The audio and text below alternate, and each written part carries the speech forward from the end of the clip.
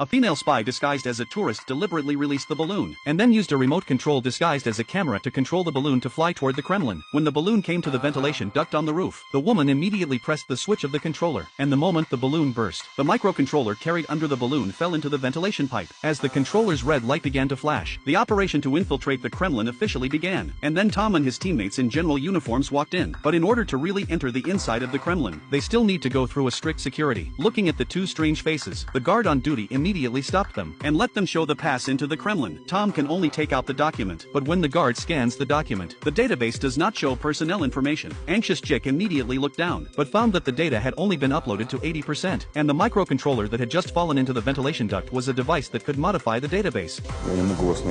And when Tom and Tom were extremely panicked, the data in the database was finally uploaded. Jick then let the guards scan the documents again, under the gaze of Tom with 3 general stars on his shoulder. The guards can only do it with trepidation. Извините, пожалуйста, товарищ генерал-полковник, не узнал.